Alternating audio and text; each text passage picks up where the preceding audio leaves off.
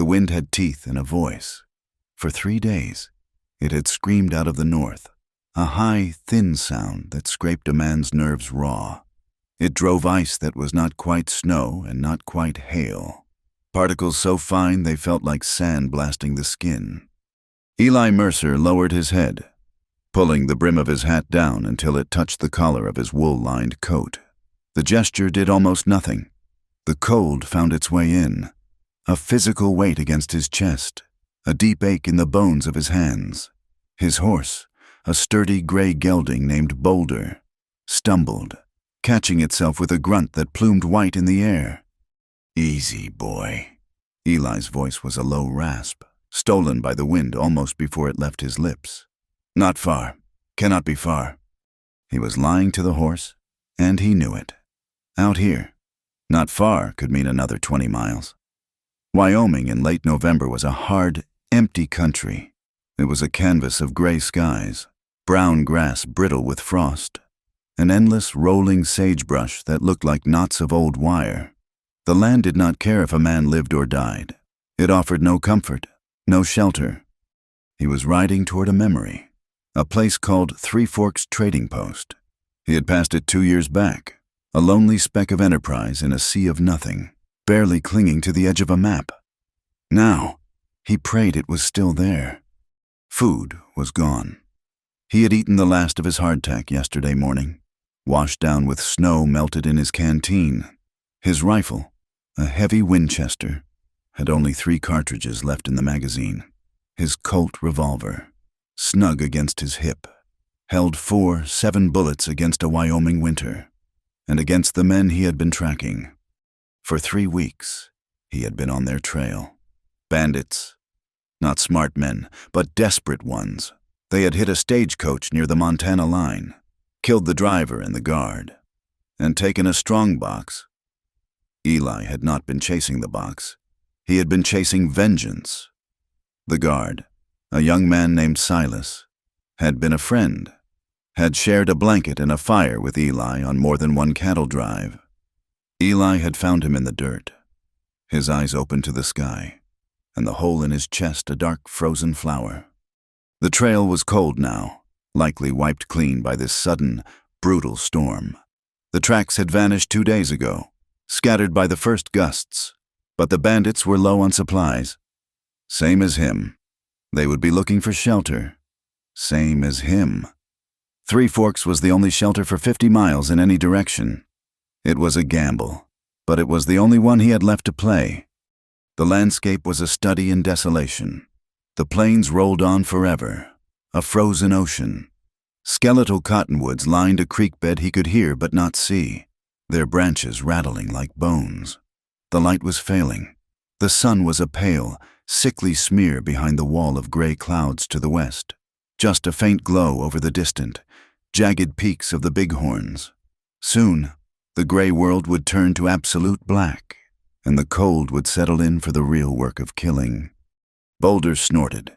Lifting his head, Eli felt it, too, a change in the wind, a smell, not just snow and sage and ice. Wood smoke, faint, but it was there. He squinted, his eyes watering from the wind, and there, tucked into a low fold in the land, was a cluster of dark shapes, buildings. Three Forks. It was not a town. It was a wound, a collection of perhaps a dozen structures, most of them dark, skeletal, a livery with its main door torn from one hinge, banging a lonely rhythm in the wind, a blacksmith shop, its forge cold and its anvil coated in snow, a row of false-fronted buildings that were just shells, their windows blown out, mouths gaping open to the storm. It was a place that had tried to be something and failed, a monument to broken dreams, like so many others. But the smell of smoke was real, and with it, a light. One single yellow square glowed in the deepening dusk. It came from the largest building, the general store, which also served as the post. Eli urged Boulder forward, the horse sensing the end of the journey, finding a last reserve of strength. He did not ride to the hitching post. He rode to the attached lean-to. A small stable meant for the proprietor's own animals. The door was stiff with ice, but it gave under his shoulder. Inside, it was dark, but shielded from the wind. The sound dropped from a scream to a low moan. He saw one other horse, a bay mare, huddled in the single stall. Boulder moved beside it, grateful for the body heat. Eli's hands were numb, clumsy as blocks of wood as he worked at the saddle cinch. He pulled the heavy saddle off, his muscles screaming, and rubbed the horse down as best he could with a dry blanket he pulled from his bedroll. He poured the last of his oats into a trough. "You earned it," he whispered. He slapped the horse's flank, a gesture of thanks, and grabbed his rifle. For a moment, he stood in the shelter of the stable, gathering himself. The store was quiet. The light was steady. He was a fool to walk in. It could be the bandits. They could be inside, warm, fed, waiting with his 7 bullets. But the cold was worse than the risk. The cold was a certainty. He stepped out, the wind slamming him like a fist. He walked the 20 feet to the store's main entrance, his boots crunching on the snow-dusted porch. He put his gloved hand on the door latch. It was cold iron. He pushed it down and stepped inside. The warmth was not warmth. It was just the absence of wind. A single pot-bellied stove in the center of the large room offered a radius of meager heat. The rest of the store was sinking into a deep, profound chill. Kerosene lamps, turned low, cast long, flickering shadows. The shelves were half empty. Sacks of flour and sugar were piled near the back. But the canned goods, the tools, the bolts of cloth, all looked picked over, depleted. Dust lay thick on the counters. And behind the main counter, a woman. She was standing perfectly still, as if she had been carved from ice. He had not seen her move when he entered. She was young, perhaps not even 20, but she wore a heavy, dark gray shawl over her dress, the kind a woman wore when she was in mourning. A widow's shawl. Her hair was the color of dark honey, pulled back tight, but loose strands framed a face that was beautiful and terrifyingly pale. Her skin looked like fine porcelain, stretched thin over delicate bones. Her eyes were wide, a deep, uncertain blue, and they were fixed on him. Not his face, his gun. Eli pushed his hat back. The ice in his beard began to melt, dripping onto his coat. He let his rifle rest easy in the crook of his arm, barrel pointed at the floor. "Ma'am," he said. His voice was a shock in the silence. It was rough, cracked from disuse and cold. It sounded like stones grinding together. She flinched, just a small, barely visible tightening of her shoulders. Her hands were clasped on the counter in front of her. White knuckles. "Mister?" she replied. Her voice was the opposite of his. It was quiet, cautious, a thread of sound so thin he had to strain to hear it over the moan of the wind against the walls. He walked toward the stove, his spurs ringing softly on the wooden floorboards. He held his numb hands out to the heat, the feeling returning in a wave of sharp, stabbing pain. He worked his fingers, flexing them, forcing the blood to move. He looked at her again. She had not moved. She just watched him. "You are open," he stated. It was not a question. "The light is on," she said, her voice still quiet, a careful, polite deflection. He nodded, turning his gaze from her to the room. He saw it now. The windows were not just dark. They were boarded up. Not all of them, but the 2 large front-facing ones, thick planks of wood, nailed in from the inside. "Expecting trouble?" he asked, his voice still gruff. Her hands tightened on the counter. He could see them trembling. It was not just the cold. This place was barely warmer than the stable. But her trembling was a fine, fast vibration. It was fear. "The wind," she said. "It breaks the glass." Eli looked at the boards. They were not new. They had been there a while. He looked back at her. She was lying. A bad lie. Told by someone who was not used to lying. Or perhaps too used to being afraid. Maybe, he said. He let the silence stretch, filled only by the stove's crackle and the storm's howl. He needed to know what he had walked into. I am looking for ammunition, he said, finally. And food. Whatever you can spare. I can pay silver. He kept his hand away from his pocket. He did not want to make her any more nervous than she already was. At the mention of ammunition, her gaze flickered. She looked away from him, toward the shelves behind her. The shelf where cartridges would normally be kept was empty. Supplies are scarce, she said, her eyes on the empty wood. The pass has been closed for a week. The freight wagon. It is overdue. You got nothing, he pressed. I have some things, she said, still hesitant. She looked back at him, her blue eyes seeming to measure him. His scarred cheek, the ice in his beard, the exhaustion in his eyes, the Winchester in his arm. What is your business here, mister? My business is staying alive, he said, the words sharper than he intended. The pain in his hands was making him irritable. Same as anyone.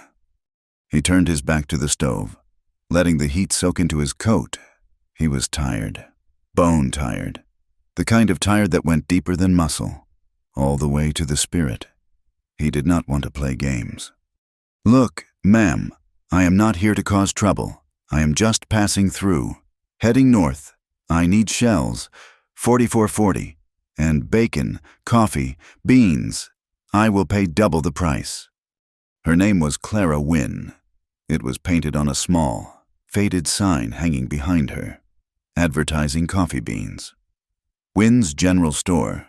C. Wynne. Prop. Clara Wynne, she swallowed, a small, visible movement in her slender throat. I do not have any cartridges. Not for sale. Not for sale, or not at all. Before she could answer, a sound came from above. It was not the wind. The wind was a moan, a rattle, a scream. This was a scrape, a soft, deliberate thump, like a boot setting down on a bare floorboard. Clara flinched violently. Her whole body jerked, and a small, choked sound escaped her throat. She looked up at the ceiling, her face suddenly flooded with a panic so raw it startled him. Eli's hand went to the grip of his Colt, an instinct he did not even have to think about.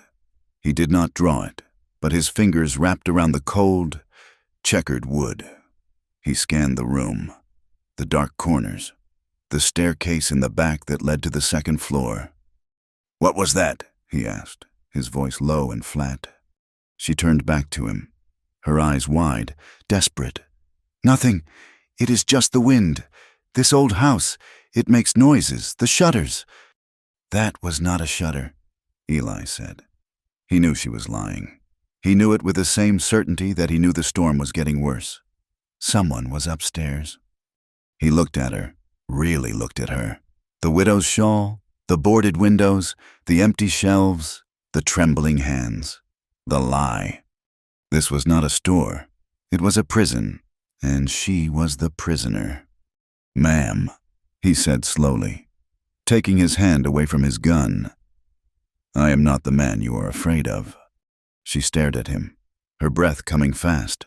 She seemed to be weighing his words, weighing him. The silence in the room became thick, heavy. Eli reached into his coat pocket, his movements slow. He pulled out a small leather pouch. It clinked. He loosened the drawstring and poured 3 heavy silver dollars onto the counter. They shone dull in the lamplight. That is for a hot meal, he said, and a place by your fire, just for the night. The storm is closing in. I will be gone by dawn. I give you my word. She looked at the silver. Her eyes stayed on it for a long time. She was not looking at it like money. She was looking at it like a choice, a dangerous one. I cannot, she whispered. It is not proper. Me, alone here. Proper does not matter much when you are freezing to death, Eli said. He pushed the coins an inch closer to her. I am not asking to share your home. I am asking to rent a spot on your floor. That is all. She looked from the coins to his face. He held her gaze. He did not smile. He did not try to look friendly. He just let her see the exhaustion.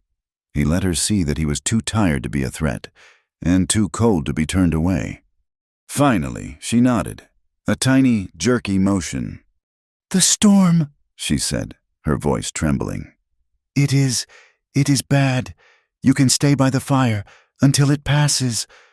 She would not take the silver. She slid her hands back, leaving the coins on the wood between them. She did not want his payment. Not yet. She did not trust his intentions. "Thank you," he said. He unslung his rifle and leaned it against the wall, close to the stove, where he could reach it. He kept the Colt on his hip. He unbuttoned his heavy coat, the wool stiff with ice, and shrugged it off, laying it over a nearby barrel. The cold of the room hit him through his shirt, but it was better than the wind. "I will make some coffee," she said, her voice barely audible. She turned away from him, her movements stiff, robotic. She moved to a small stove in the back corner, a cooking range, and busied herself with a grinder and a pot. Eli watched her go. She was small and seemed fragile, but there was a tension in the way she moved. A wire pulled tight. He sat on a low stool by the pot-bellied stove, turning his hands over and over in the heat. The snow had started to fall in earnest now. He could hear it, a thick, wet sound, lashing against the single uncovered window. It was not just a storm anymore. It was a blizzard. He would not be leaving at dawn. He knew it, and by the rigid set of her shoulders, he suspected she knew it, too. She brought him a tin cup of coffee. It was scalding hot and black as pitch. It tasted like heaven. "Thank you, Mrs. Wynne," he said. She nodded, retreating back behind the counter, keeping the width of the store between them. She did not sit. She just stood, her hands clasped again, watching the storm through the glass. They sat in silence for a long time. The only sounds were the fire, the wind, and the occasional scrape from the floor above. Each time it happened, she flinched, but she did not speak of it again, and Eli did not ask. It was her secret, and he was just a stranger buying a patch of warm floor. As she reached up to adjust the wick on a lamp near the counter, the sleeve of her dress pulled back. The lace cuff, old and slightly frayed, slid up her arm by an inch. Eli saw it. He went still, his coffee cup halfway to his lips. On the pale, delicate skin of her wrist, just above the bone, were scars. They were not fresh. They were old, white lines against her skin, thin, parallel. Not the mark of an accident, not a burn from a stove or a slip of a knife. They were deliberate. She saw him looking. Her hand snapped back. She pulled the cuff down, her movements sharp, her face flushing a deep, painful red before draining back to pale. She turned away from him, her shoulders hunching. Eli looked down into his coffee. He said nothing. The air in the room, already thick with secrets, grew heavy, suffocating. He understood the boarded windows better now. He understood the trembling. Outside, a pack of coyotes began to cry, their voices thin and hungry, rising and falling with the wind.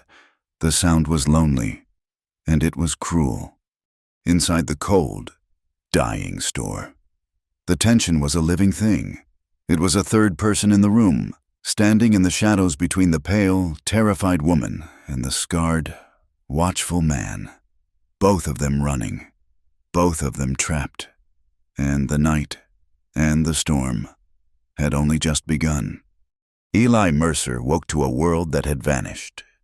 He had slept in fits, his chair tilted against the wall by the stove, his rifle across his lap. The fire had died to dull, pulsing embers, and the cold of the room had finally crept into his bones, a deep, invasive chill that no blanket could stop. He was stiff, his neck and back a single column of pain. But it was the light that woke him. It was not morning light. It was a pale, gray, featureless luminescence that seemed to come from nowhere and everywhere at once.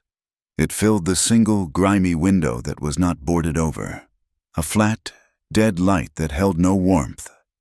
And the sound, the wind no longer screamed.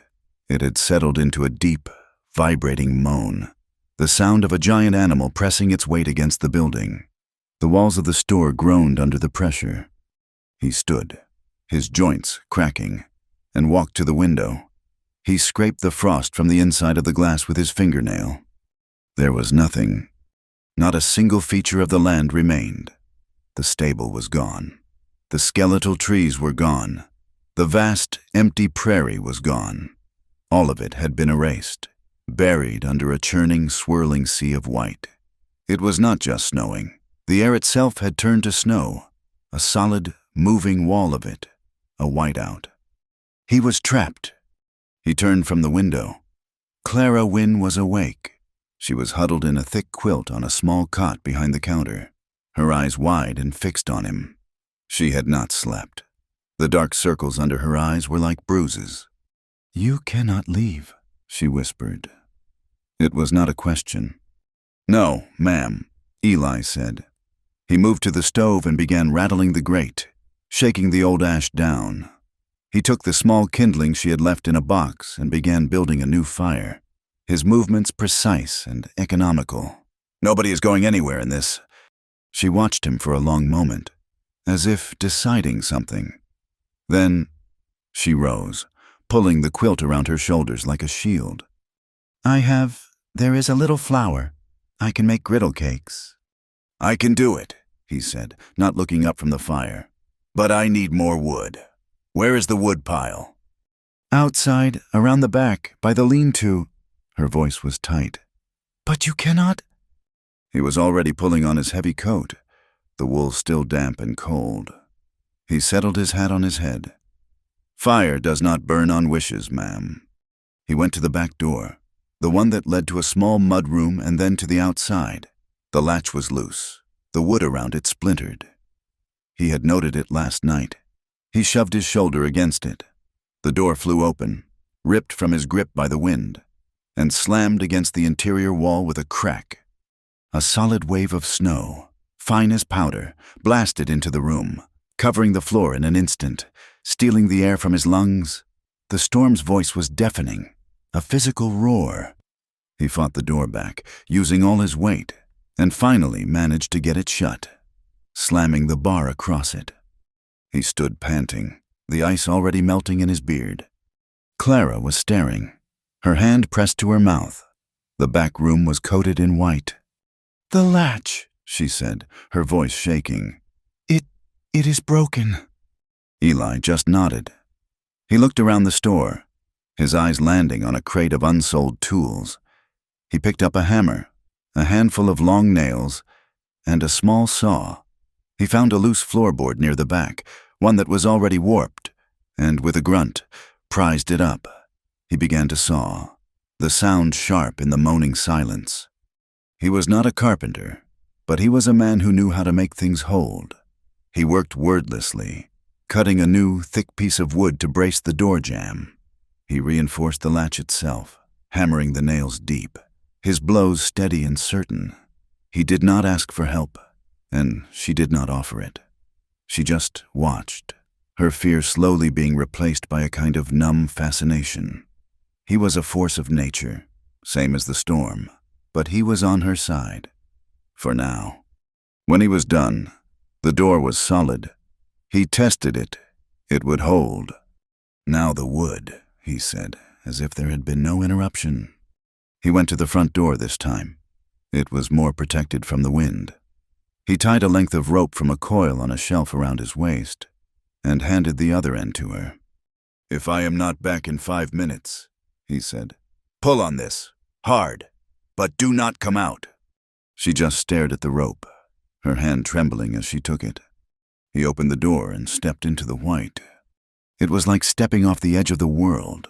The cold was a shock, a solid, physical blow that made his lungs seize. The snow was well past his knees, and in the drifts. It was to his waist. He kept one hand on the wall of the building, feeling his way toward the back.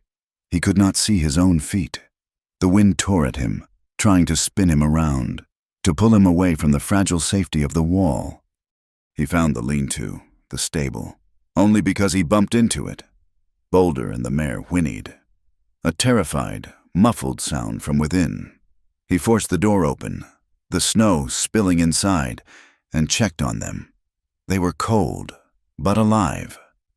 He broke the ice in their water bucket with the butt of his revolver and promised, "Later." The woodpile was a small mound, already half buried. He loaded his arms with as much split pine as he could carry and began the journey back, following the dark line of the rope he had left trailing in the snow. He felt like a deep-sea diver, lost in the murk, following his only lifeline back to the world. When he stumbled back into the store, he was covered head to foot in snow, his beard a solid mask of ice. He dropped the wood by the stove and for a moment just leaned against the wall, his chest heaving. Clara had not moved. She still held the rope, her knuckles white. He pushed his hat back, sending snow cascading onto the floor. "Coffee," he rasped. "If you still have it." She nodded, her body finally unfreezing, and hurried to make it. He spent the next hour chopping the larger logs into smaller, stove-sized pieces. The rhythmic thud of his small axe against the wood was a comforting sound, a heartbeat against the storm's roar. He was observant. He watched her as she moved, preparing the simple meal of flour and water. She moved like a bird with a broken wing, fluttering, hesitant, never landing in one place for long. She spoke carefully, as if she were afraid the wrong word might cause the walls to collapse. Every syllable seemed measured. "You should eat, Mr. Mercer," she said, offering him a plate. The griddle cakes were thin, slightly burned, but they were hot. "Thank you." He ate them standing by the fire, washing them down with the bitter coffee. The silence stretched again, but it was different now. He was not just a guest. He had repaired her home. He had faced the storm. He had earned his place by the fire. "How long have you been alone out here?" he asked. His voice was softer now, the cold and the work having taken the edge off it. She stopped wiping the counter, her back to him. "A long time." "This is no place for a woman alone," he said. It was a simple fact. She turned. Her face was pale, her eyes haunted. "I am not alone." Eli waited. He thought of the noise from upstairs. "My husband," she said, her voice dropping so low he had to strain to hear it. He left, months ago." "Left," Eli repeated. It was not a question. "He had to," she whispered. She twisted the rag in her hands. "They came for him, the law. They said they accused him of murdering a man." Eli went still. The tin coffee cup was warm in his hands. "Who?" "A rancher, a man named Beaudry, Amos Beaudry, over at Pine Hollow." The name hit Eli like a bullet. The world tilted, just for a second. Amos, big, laughing. Red-bearded Amos Beaudry, the man who had pulled Eli from a frozen river on a cattle drive 5 years back. The man who always split his tobacco, who always sang the loudest at the fire. His trail partner. His friend. The papers he had seen back in Montana had just said, "a rancher." They had not given a name. He turned away from her, quickly, and set his cup on the counter. His hand was steady. His face, he was sure, was a mask of stone. He had learned long ago how to hide what was inside. To show emotion in this country was to show weakness, and weakness was a death sentence. "Pine Hollow," he said, his voice flat. He looked at the shelves of canned goods, focusing on a label. "I know the area." "They said Thomas, my husband, they said he shot him, in the back. But Thomas would not do that. He would not." Her voice was gaining a desperate, pleading edge. "He was a good man. He was—" Eli thought of Amos, face down in the dirt, shot in the back. The rage that rose in him was cold and sharp. He was in the home of a murderer. He was protecting a murderer's wife. He turned back to her. His eyes were hard. And where is he now, your husband?" "I do not know," she cried, the tears finally coming, silent and fast. "He rode south. He said he would send for me. He said he had to get away before they hanged him. He promised. That was 4 months ago." Eli looked at her, this small, broken woman in her widow's shawl. She was grieving a killer. Or, he thought, a man she believed was not a killer. The lie was so complete. She had made it her truth. He felt a sudden, sharp pang of, not pity, something colder, contempt, but it was tangled with the memory of her humming, the scars on her wrist. This was not simple. Nothing out here ever was. He said nothing. He just took his cup, walked back to the stove, and stared into the fire. His guilt had a name now. It was Amos. He was sharing a fire, eating the food of the woman whose husband had murdered his friend. The day deepened. The gray light outside turned to a darker, more ominous gray. The storm did not let up. It seemed to be digging in, settling over the world like a shroud. They existed in the small circle of warmth from the stove. The rest of the store was a landscape of shadows. They shared food again. A cold meal of canned beans and dried beef from his saddlebags. They ate on opposite sides of the fire, the silence between them thick with unspoken things. His grief, her fear. To escape the quiet, she began to clean. She washed the 2 plates, the 2 cups, the skillet. She worked at a small basin, her back to him, and she began to hum. It was a hymn. He did not know the words, but the tune was one he had heard from porches and small-town churches.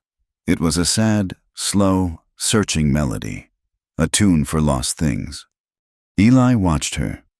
The low, flickering lamplight caught the soft, honey-brown strands of hair that had escaped her bun. It softened the sharp lines of her shoulders, the tension in her neck. In that moment, she was not the wife of his friend's killer. She was just a woman, alone, afraid, humming in the dark to keep the ghosts at bay. He felt a stirring, deep in his chest, a dull ache. It was a feeling he had buried so long ago he barely recognized it. It was the memory of tenderness, the thought of what it might be like to have a home, a fire, a woman humming a soft tune, a life he had turned his back on, a life that was now as impossible, as distant, as the world outside the snow-blasted window. He looked away, his jaw tightening. He was angry. Angry at her for making him feel it. Angry at himself for his weakness. Angry at Amos for being dead. The light failed completely. Night returned, and with it, the full, unbridled fury of the storm. The wind did not just moan, it shrieked. The entire building shuddered.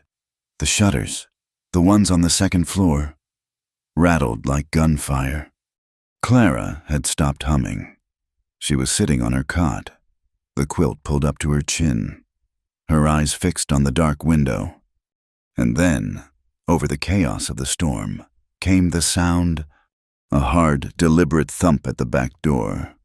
Clara gasped, a sharp intake of breath. Eli was on his feet, the revolver in his hand before the sound had even faded. The hammer was back, a soft, oily click. He pointed at the floor behind the counter. "Get down! Stay quiet!" She scrambled to obey, disappearing into the shadows. Eli moved, his boots silent on the floorboards. He stood beside the back door, the one he had reinforced. He listened. Only the wind. He waited. 1 minute, 2. Then, a metallic scrape. Someone was testing the latch, pushing at the door. Eli's body was tense, all his senses focused on the thin wood barrier. He could feel the pressure against the door. Whoever was out there was strong. The pushing stopped. He heard a muffled curse, snatched away by the wind. Then, silence. Only the storm. He stayed there for a long time, the gun steady in his hand, his eyes on the latch. Nothing.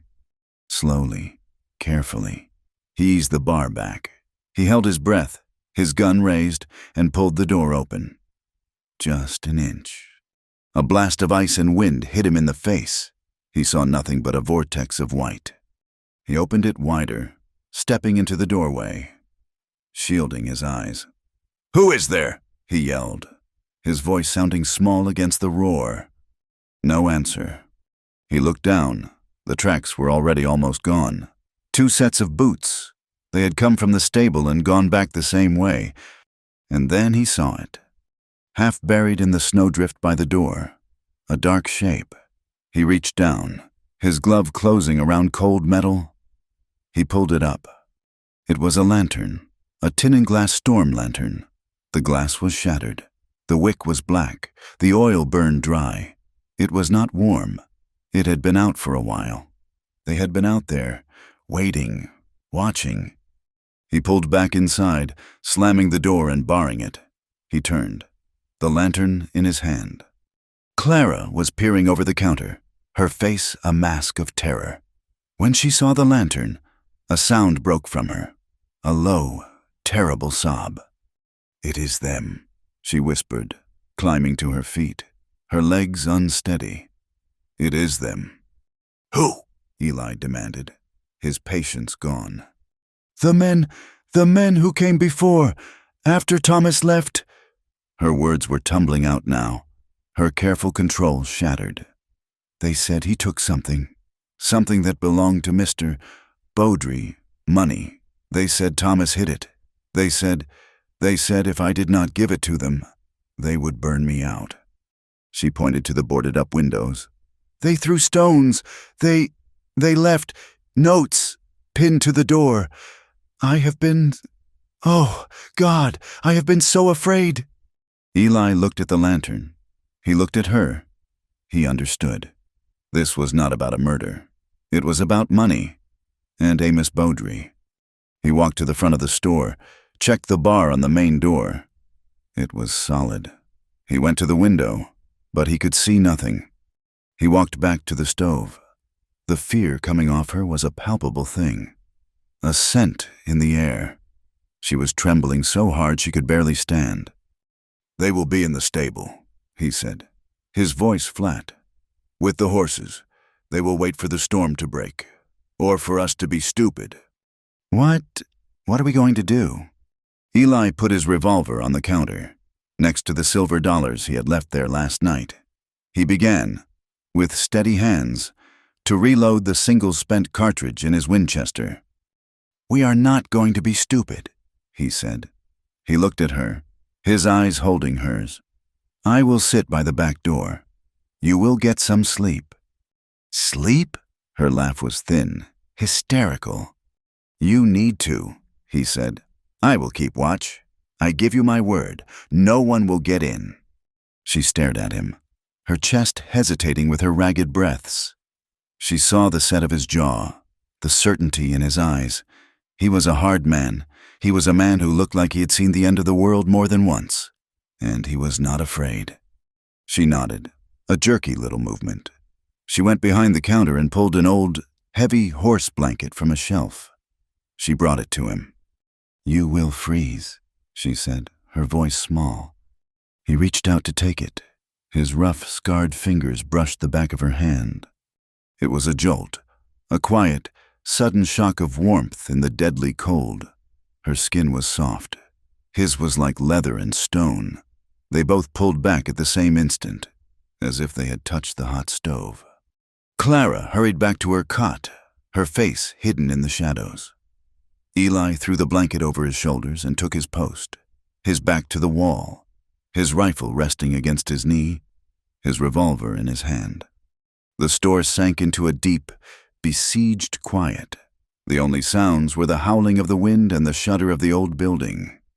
Clara Wynne lay on her cot, staring into the darkness, her body rigid with fear. She was trapped in a box, with a stranger inside and monsters outside. Eli Mercer sat in the cold, his eyes fixed on the door, and did not sleep. He thought of the softness of her hand. He thought of Amos Beaudry, lying dead in the Wyoming dirt, and a new, complex guilt began to gnaw at him. He was protecting her. He wanted to protect her, and he did not understand why. He was a traitor to his friend, and he did not know how to be anything else. The second day dawned not as a sunrise, but as a slow, sickening dilution of the dark. The gray light that seeped through the one window was flat, revealing a world that had ceased to exist. The wind had not lessened. It had gained a deeper, more terrible voice. A solid, grinding roar that seemed to come from inside the earth. The building no longer shuddered. It vibrated, a constant, low trembling that scraped at the nerves. Eli was already on his feet, stoking the stove. The wood he had brought in was half gone. The store was a pocket of shivering twilight, the corners lost in a gloom that the small fire could not touch. Clara was awake, her eyes wide, the quilt pulled to her chin. "They are still there," she whispered. Eli nodded, his back to her. He did not need to look. He knew. The men in the stable, there were two, he was sure of it from the tracks, were prisoners. Same as them. They had shelter, and they had the horses. He and Clara had the food and the fire. It was a standoff, refereed by the blizzard. "They cannot get in," he said, his voice a low reassurance. "And they cannot last long without a fire. They will harm the horses." "They harm the horses. They strand themselves. They will wait," he said. "We just have to wait longer." But waiting required fuel. The woodpile was his main concern. The food was second. He looked at the meager supplies. His own dried beef was gone. They had eaten the last of the beans. What was left was her stock, flour, some salted pork, coffee, and not much else. "We need more wood," he said, "and we need meat." "There is no meat." "There is always meat," he replied, his voice flat. He began checking the tools in the crate again. He found a spool of thin copper wire. He cut several lengths, his hands moving with an old, familiar skill, twisting small, efficient loops, snares. He went to the back room, bundled himself again, and faced the door. He did not bother with the rope this time. The storm was too thick. He would not go more than 3 feet from the building. He opened the door, was swallowed by the white chaos, and was gone for 10 minutes. When he returned, he was a creature of ice. He did not bring wood. He slammed the door, barred it, and leaned against it, shaking the snow from his hat. "I set 3 snares," he panted, the cold burning his lungs. "Near the foundation, where the wind is less. Rabbits will shelter there. Now, the wood." He made 4 trips. Each one was a battle. He would vanish into the white swirl and return 5 minutes later, his arms loaded, his beard a solid block of ice, dumping the wood by the stove until a respectable pile was built. Clara watched him, her silence a mixture of awe and terror. He was a force, a hard, unyielding thing, pushing back against the storm that was trying to erase them. On his 4th trip, he returned with the wood and something else. Dangling from his belt was a single, long-eared jackrabbit, its fur gray and white, its body already stiffening. He dropped it on the floor near the door, the sound a dull thud. Clara stared at it, her hand flying to her mouth. "It is food," Eli said simply. He pulled his knife from his belt. It was not a question. It was a statement of fact. He knelt by the rabbit and began the swift, necessary work of skinning it. His hands were sure. There was no cruelty in the act, only efficiency. It was a bloody, stark, and honest thing. Clara did not turn away. She watched him, her face pale. She watched this strange, hard man provide. When he was done, he handed her the cleaned carcass. "Boil it," he said, "all of it. We waste nothing." She took it, her hands trembling, and for the first time she moved with purpose, filling her largest pot with water from a barrel, melting snow to top it off. The smell of the stewing rabbit, mixed with a few wild onions she had kept in a jar, slowly filled the store. It was a thick, rich smell, the smell of life. The storm howled. The day passed, The second night fell. They ate the rabbit stew in silence, sitting on the floor by the stove, sharing the one bowl and the one spoon. It was hot, and it was the best thing either of them had tasted in weeks. The third day, the world was the same. A white, screaming void. The tension of the first day was gone, replaced by a strange, domestic lull. The stove was their sun. The small circle of lamplight was their world. Eli checked his snares. One held a second rabbit, the other held a ptarmigan. They would eat. As he was cleaning the bird, Clara spoke, her voice quiet, breaking the long silence. "You knew him, did you not?" Eli's hands paused. He did not look up from the bird, the white feathers sticking to his rough fingers. "Knew who?" "Amos Beaudry." He was silent for a long time. The wind moaned, filling the space her words had left. Finally, he nodded once. "I knew him. We rode together, drove a herd up from the Brazos one year." Clara sat on the stool, her hands twisting in her lap. The confession she had been holding back, the one she had lived with for months, was rising up, choking her. This man, he was not like the others.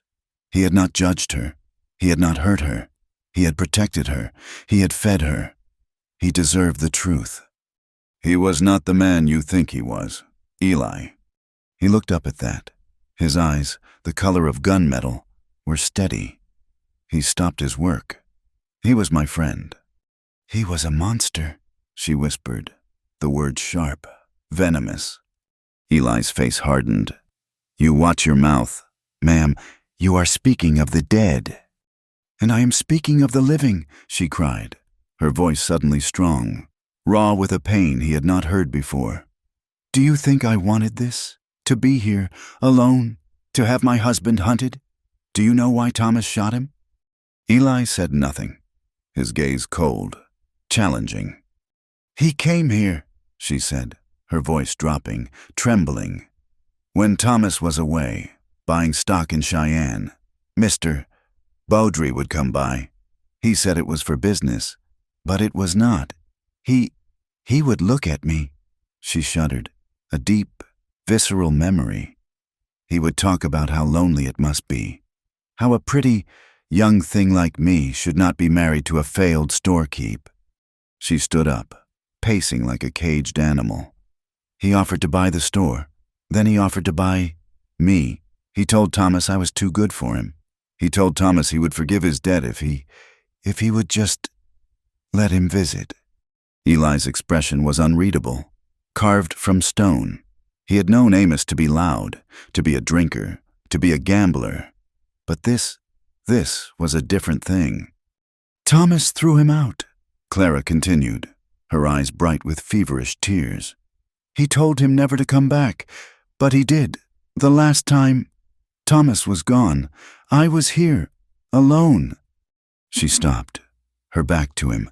She was hugging herself, her arms wrapped tight around her waist. "He came in, he was drunk. He said he was tired of asking. He said he would take what was his." She choked on a sob. "I fought him. I hit him with the skillet. He grabbed me." Slowly, her hand went to the collar of her gray dress. Her fingers fumbled with the top button. "Clara," Eli said, his voice a low warning. She did not listen. She unbuttoned the top two buttons, her hands shaking violently. She pulled the collar to the side, exposing the pale skin of her shoulder, just above her collarbone. It was not a new bruise, it was an old one. A cluster of faint, yellowed, greenish marks, the size of a man's thumb, the ghost of a violent grip. "He did this," she whispered, her voice dead. He was trying to tear my dress. And then the door opened." She looked at Eli, her eyes hollow. "It was Thomas. He had come home early. He saw Amos, and he saw me, and he just pulled his gun. Amos went for his... It was not a shot in the back. Eli, it was not murder. It was a mercy." She collapsed back onto the stool, pulling her dress closed, and buried her face in her hands. her shoulders shaking with the sobs she had held in for 4 months. Eli Mercer sat frozen, the ptarmigan forgotten in his hands. He looked at the floor. He saw the marks. He heard the truth. It was in her voice, in her shame, in the ghost of the bruise. The man he had called friend, the man he had shared a fire with, had done this. Amos Beaudry. The rage he had felt for Thomas Wynne, the killer, curdled and turned. It turned on Amos. It turned on himself, for being so blind. The image of his laughing friend was replaced by the image of a brute, his hand on this small, terrified woman. He did not speak. He could not. The words were too big, too hard. He felt a deep, profound grief, not just for his friend's death, but for his friend's life. He had been mourning a man who never existed. He finished cleaning the bird in silence. He washed his hands in the basin. Clara's sobs subsided into quiet, hitched breaths. The confession changed the air between them. The barrier of his grief and her secret was gone. What was left was the truth, and it was a terrible, shared thing. They fell into the quiet companionship of the shipwrecked. The storm raged on, a monotonous, deafening sound that became their new silence. He kept the fire. She cooked the bird. She tried to bake bread with the last of the flour, but her hands were unsteady, and she left it in the small oven too long. She pulled the loaf out. It was black, utterly, hopelessly burned. Clara stared at it, and she began to cry. Not the racking sobs of before, but the slow, hopeless tears of utter exhaustion. It was the last straw, the wasted flour, the cold, the fear. I cannot even, it is ruined, she wept. Eli looked at the loaf. He looked at her. He took his knife, sawed off the hardest black end, and put the piece in his mouth. He chewed. It was like eating charcoal. He chewed, swallowed, and cut another piece. It has got a good char, he said, his voice rough. I have eaten worse. Clara stopped crying. She stared at him, at his serious, grim-faced chewing. A small, strange sound bubbled up in her throat. It was a laugh, a rusty, broken sound, like a hinge that had not been used in years. It was half a sob, half a laugh, and it was the most human sound he had ever heard. He looked at her, and the smallest, faintest trace of a smile touched the corner of his own mouth. In that moment, they were not a stranger and a widow. They were just two people, trapped in a storm, eating burned bread. That evening, the third evening, the storm had quieted slightly. The wind no longer shrieked. It just moaned, a low, exhausted sound. Eli sat by the fire, his hands idle. He was a man who could not be idle. He pulled his whittling knife from his pocket. He picked up a piece of scrap pine he had saved from mending the door. He began to carve. His hands were large, scarred, and clumsy-looking, but the knife moved with a strange grace. He carved away the splinters, finding the shape in the wood. Clara watched him, her eyes heavy. "What are you making?" "Just a shape," he mumbled, his focus on the wood. She watched as the shape emerged. It was a horse, a small, simple, blocky horse, but it had a head, a mane, and a tail. It was full of a rough, sturdy life. Clara's breath caught. Her face, which had found a small measure of peace, crumpled. "I had a little girl," she whispered, her voice thick. Eli's knife stopped. He looked at her. "Before Thomas, my first husband, he died of fever, and then my Rose, she was only 2. The cold, it got in her lungs." She touched her own chest. "It was 2 winters ago, just before I met Thomas. She would have loved a horse." She looked away, at the fire, but Eli saw the silent tears tracking down her cheeks. He saw the scars on her wrist, the ones he had noticed the first night, and he understood. They were not from Beaudry. They were from a grief so deep it had tried to pull her into the grave with her child. Eli said nothing. Words were useless. They were cheap. He just kept carving. He worked on the horse for another hour. He smoothed the edges with his leather glove. He carved tiny notches for the eyes. When he was done, he held it for a moment. He looked at it. It was a poor, rough thing, but it was all he had to offer. He held it out to her. She looked at his hand, at the small wooden toy resting in his calloused palm. She slowly reached out and took it. Her fingers closed around it, so tight her knuckles went white. She brought it to her chest, clutching it. Her tears fell silently onto the pine. She did not sob. She just wept, a deep, quiet spilling of a pain that was years old. Eli sat there, watching the fire, giving her the decency of his silence. The tenderness that filled the small, cold store was so thick, so undeniable. It was almost a third person sitting with them. Later, when the darkness was complete, she finally looked up. Her eyes were red, but they were clear. She had made a decision. "Eli," she said, her voice steady. He met her gaze. "I did not tell you everything. There is more." She stood and went behind the counter, to a spot near the wall. She knelt, and with the iron poker from the stove, she began to pry at a single floorboard. It was loose. She lifted it, revealing a small, dark space beneath. She reached in and pulled out a small bundle, wrapped in oilcloth and tied with twine. "What is it?" he asked. "Proof," she said. She untied the twine, her fingers fumbling, and unfolded the cloth. Inside were 3 letters. "From Mr. Beaudry to me." Eli took one. The paper was thick, the handwriting an aggressive, looping scrawl.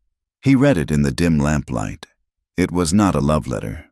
It was an offer of money. It spoke of his generosity and her unfortunate marriage, and how he could make things right for her. The second letter was angrier. It spoke of her stubbornness, and warned her that her husband was a fool. The third was a threat. "Thomas kept them," she said. He said they were our protection, that if Beaudry ever tried anything, he would show the marshal.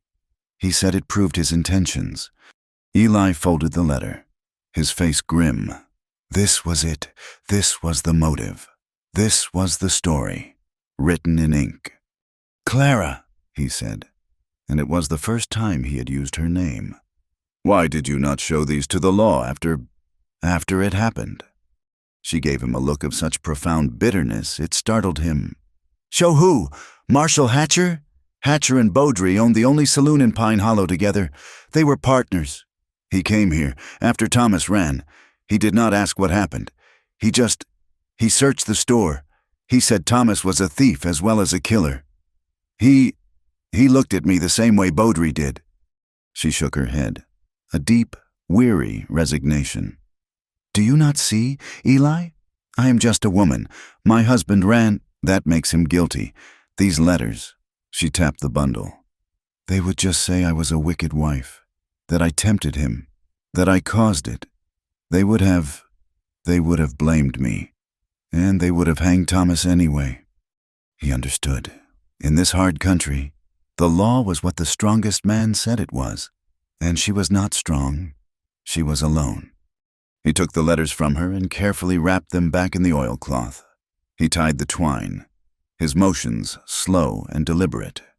"There is a federal marshal in Helena," he said, his voice quiet, but hard as iron. "A man named Reed. He is not owned by ranchers. He's not friends with men like Beaudry. He follows the book." He looked up, his eyes meeting hers. "When this storm breaks, when we are clear of those men in the stable, I will not go north. I will go to Helena. I will take these letters, and I will take you. We will clear your husband's name." She stared at him, her lips parted. Hope was a feeling so foreign it was painful. "You would do that after what his bullet did to your friend?" "My friend," Eli said, his voice rough, "died a long time before your husband shot him. I am just late to the burying." That night, The storm finally died. The wind faded to a whisper, then to nothing. A vast, cold, consuming silence fell over the world. The silence of a planet buried in snow. Clara, exhausted by the day's confessions, finally slept. She lay on her cot, the quilt pulled high, her breathing deep and even. In her hand, clutched tight to her chest, was the small wooden horse. Eli sat watch. He did not sleep. He sat in the chair, his rifle across his knees, and watched her. He watched the peacefulness that had settled on her face. He looked at the oilcloth bundle on the counter. He looked at the dying embers in the stove. His face was a map of old grief and new, complicated purpose. He leaned forward, staring into the red glow. "Amos," he whispered, his voice a bare rasp, so low it was not even sound, just a breath. "I am sorry, but she is telling the truth." He turned his gaze from the fire to the woman sleeping in the cold, and he settled in to wait for the dawn. The silence that woke him was louder than the storm. Eli had slept in the chair, a dead, cold sleep, his rifle in his hands. When he opened his eyes, the world was no longer screaming. It was holding its breath. He stood, his joints protesting, and walked to the window. The storm had passed. It had left behind a world remade. The sky was a pale, high, aching blue. The sun, just cresting the eastern plains, struck the snow and shattered into a billion points of light.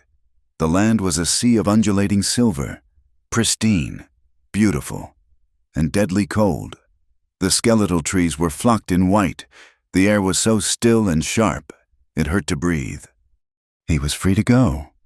He turned. Clara was already awake, sitting on her cot. The quilt clutched around her. The intimacy of the storm, the shared fear and the small, flickering moments of warmth had evaporated with the wind. In the hard, clean light of morning, they were strangers again. A man who had overstayed his welcome, and a woman with too many secrets. He had made a promise. "I will take you to Helena." He looked at her, at the pale, exhausted face, the eyes that had seen too much. He looked at the small, carved horse, which she had set on the counter. He thought of the letters, wrapped in oilcloth. He could not do it. He was a tracker, a man who moved alone. He lived in the spaces between towns, between people. He was comfortable with violence, with solitude, with the cold. What he was not comfortable with was this feeling, this weight, the responsibility of her hope, the complication of her grief. He had buried Amos, and in that grave, he had buried a part of himself. Clara, with her quiet pain and her humming, was trying to dig it back up. To take her to Helena was to bind himself to her, to sit in a marshal's office, to testify, to become part of her story. He could not.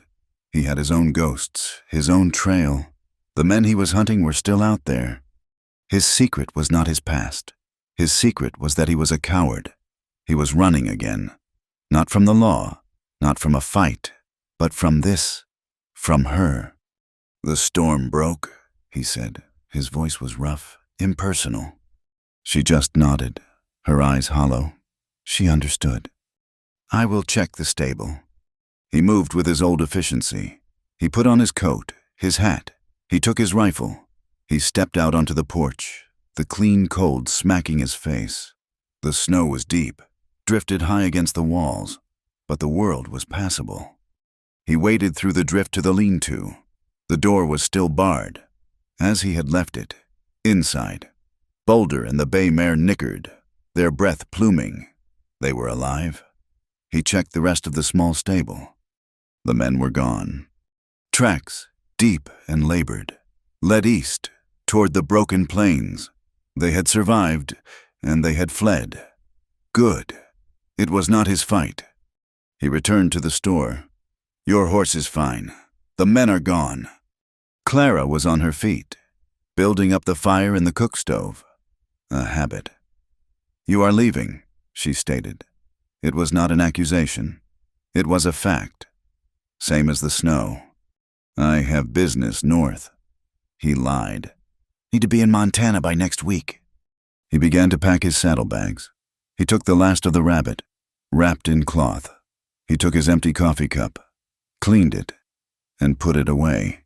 He moved with a speed that felt like an escape. Clara helped him. She did not speak. She folded his bedroll, her movements small and precise. Her face was calm, a pale, still mask, but her eyes were dead. The light he had seen in them, the small laugh over the burned bread, the flicker of hope when he took the letters, was gone. He had put it out. He was at the door, his hand on the latch, ready to step out into the clean, cold world that he understood. The letters... He stopped, his back to her. You said you would take the letters. Her voice was small, stripped of all hope, but it held him. She was not asking him to save her. She was just asking him to keep this one small part of his word. He turned slowly. She was holding the oilcloth-wrapped bundle. He looked at it. He looked at her. He felt a sharp, cutting shame. This, at least, he could do. He was a liar, but he did not have to be a complete one. He took the bundle from her hand. Her fingers were cold. "Helena," he said. "Marshal Reed. I will see they get to him." "Thank you, Mr. Mercer," she whispered. He put the letters deep in his saddlebag, under his gear. He cinched his coat tight. He settled his hat. "You should not stay here, ma'am," he said, his voice gruff. "This place is not safe." "Where would I go?" she asked. A simple, empty question. He had no answer. He nodded once, a curt, final gesture, and stepped out the door. He saddled Boulder. The horse was eager to move. Eli mounted, the leather creaking in the frozen silence. He did not look back at the store. He did not look back at the single window where he knew she was standing, watching him. He pointed Boulder north and kicked him into a steady walk, leaving the trading post and the woman behind, a small, dark speck in a universe of silver and white. He rode for 3 hours. The silence of the new world was absolute. The only sound was the crunch of Boulder's hooves breaking the snow's crust. His mind was not on the trail ahead. It was on the trading post behind, on the hollow look in her eyes, on the small, cracked wooden horse he had left on the counter. He had told himself he was a man of solitude, but for the first time in 10 years, he felt truly, profoundly alone, and he felt dirty. He was crossing a frozen creek, the ice thick but groaning under the horse's weight, when the shot cracked through the silence. The bullet sang past his ear, so close he felt the heat of it. It kicked up a puff of snow from the bank ahead. Instinct took over, before the echo had even died. Eli was off the horse, diving behind the frozen creek bank, his Winchester already in his hands. Boulder, spooked, scrambled up the far bank and disappeared into a stand of skeletal cottonwoods. "Hold it right there! Tracker!" a voice yelled. It was rough, panicked. Eli lay flat in the snow, his heart hammering, his eyes scanning the ridge he had just left. He saw movement. 2 men, the men from the stable. They were not running east. They had circled. They had been waiting for him. "We do not want your hide," the voice called out. "We just want the woman." Eli sighted down his rifle. He saw one man, tall, wearing a long duster, half hidden behind a rock. The other was shorter, moving, trying to get a better angle. "Where is she?" the shorter one screamed. His voice was thin, full of a frantic, cold, crazed anger. "Where did the bride hide it?" "Hide what?" Eli called back, his voice flat, buying time, letting his breathing slow. "The box! The goddamn stagecoach box! We know Wynn left it with her. He double-crossed us. And so did you!" The words hit Eli like a physical blow. The stagecoach box, the one he had been tracking, the reason Silas was dead. It all clicked into place. A terrible, simple arithmetic. Thomas Wynn had not just murdered Amos Beaudry. He had been one of the bandits. The men he had been hunting. These men, They were not Baudry's men. They were Wynn's partners. They thought he was in on it. They thought he was with Clara. "We will kill you, and we will go back for her," the short one shrieked. And he raised his rifle, firing blind toward the creek bed. Eli did not wait. He had his target, the tall man, the one who was stationary. Eli squeezed the trigger. The report of the Winchester was flat and brutal in the cold air. The tall man stood up from behind the rock, a look of blank surprise on his face. He clutched his chest, where a dark stain was already spreading, and fell forward into the snow. He did not move again. "Cole!" the short man screamed. He fired 3 more times, wildly, the bullets thudding into the bank. Eli was already moving. He scrambled down the creek bed, under the cover of the ice shelf, running, crouching. He was faster than the short man, and he was smarter. The man was panicked, shooting at a ghost. Eli burst up over the bank 30 yards to the man's left. The man spun, his face a mask of terror and rage. He was young, his face covered in frostbitten sores. He tried to raise his rifle, but Eli was too quick. "Drop it," Eli commanded. The man froze. He looked at Eli. He looked at his dead partner. He looked at Eli's steady rifle. "She knows where it is," the man whimpered. "Thomas, he told us he was killed. He lied. He lied to us all. We just want our share." "He killed the guard?" Eli asked, his voice deadly calm. "That was Thomas. That was all him. He shot the guard. He shot Baudry. He took the box, said he would hide it, and then he vanished. We just want what is ours." Eli felt a cold, clean rage settle over him. He had left her. He had left her alone, believing she was safe, when she was the prize all along. He had left her to this. He fired. He did not aim for the heart. He aimed for the shoulder. The shot slammed the man back. He screamed, a high, thin sound, and dropped his rifle, clutching his arm. He stared at Eli, his eyes wide with shock. Eli started walking toward him. The man scrambled backward, his good hand grabbing for his rifle. "Do not," Eli said. The man turned and ran, stumbling, crashing through the brush, his boots kicking up snow, his wounded arm held tight to his chest. He was leaving a bright, clear trail of blood on the white snow. Eli let him go. He knew where the man was going. Back to the only shelter for 50 miles, back to Clara. He whistled, sharp and long. Boulder, trained and loyal, trotted out from the trees. Eli did not check the dead man. He grabbed his reins, swung into the saddle, and tore back across the creek, his face set, his rifle hot in his gloved hand. He rode Boulder harder than he had ever ridden him. The 3-hour journey back was a frantic, desperate blur. He no longer felt the cold. He felt only the searing, white-hot guilt. He had left her. He had abandoned her to her husband's murderous partners. He came over the last rise and saw the trading post. The front door was not closed, as he had left it. It was open. It was splintered, hanging from one hinge, as if a wild animal had clawed its way in. He did not even slow down. He rode Boulder right to the porch, leaping from the saddle before the horse had even stopped. "Clara!" He burst into the store. It was a nightmare. Sacks of flour had been slashed, the contents mixing with spilled molasses and coffee beans on the floor. Shelves were overturned. The counter had been splintered with an axe. And the stove was still burning. The small pot of water she had put on was just beginning to steam. She was just taken. He saw the floorboard, the one she had pulled up. It was tossed aside. The dark, empty hole gaped at him. They had been looking for the letters, or the box.